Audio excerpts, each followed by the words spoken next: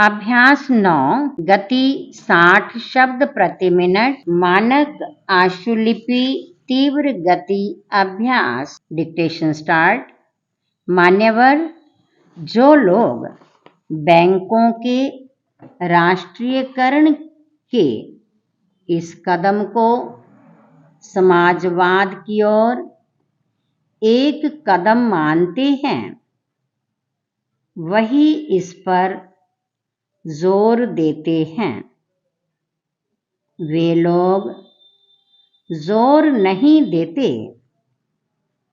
जो पूंजीवादी अर्थव्यवस्था को स्वच्छ करने को उत्सुक हैं, परंतु भले ही जिस रूप में वह प्रस्तुत किया गया है और लक्ष्य चाहे कोई भी हो,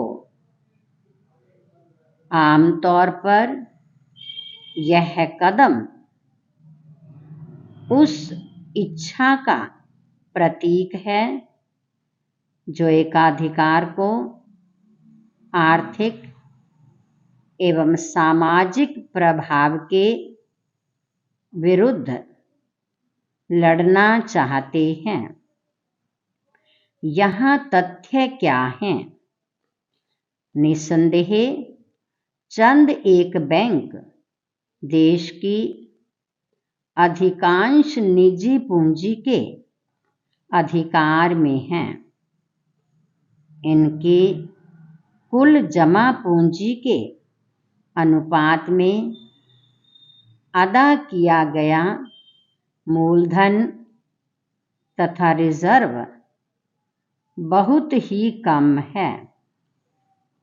यानी बड़े बैंकों में 2% से भी कम इन बैंकों के शेयरों का अधिकांश भाग कई लोगों के हाथों में बिखरा हुआ है, जिसमें से प्रत्येक व्यक्ति अपेक्षाकृत कम पूंजी रखता है।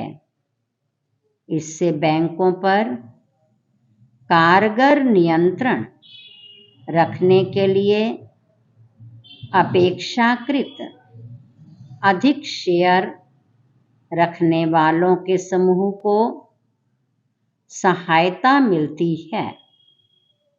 यह देखा गया है कि जिनका नियंत्रण बैंकों पर है, उन्हीं का संबंध उद्योगों तथा व्यवसाय से होता है।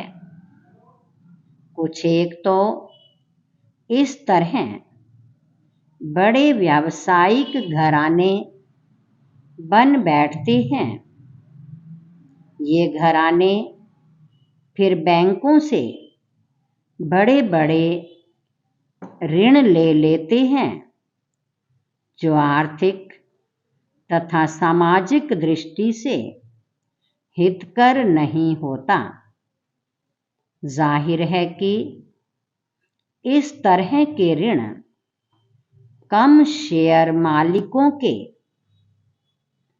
व्यापक हितों के विरुद्ध जाता है। राष्ट्रीयकरण इस त्रुटि को दूर करने का प्रयास करता है। पैरा, ये तथ्य ही ऐसे हैं कि जिन्हें चुनौती नहीं दी जा सकती।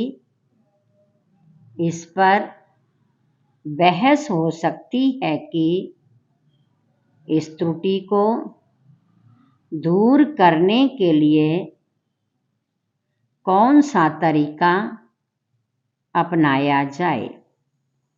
सरकार के विचार में इस त्रुटि को तभी दूर किया जा सकता है जबकि रिजर्व बैंक के हाथ में अधिक नियंत्रण शक्ति हो और इन बैंकों के निदेशकों की समिति में कुछ सदस्य सरकार की ओर से नियुक्त किए गए हों। इसी तरह से अन्य उपाय सरकार द्वारा सुझाए जाते हैं। पूर्ण विराम।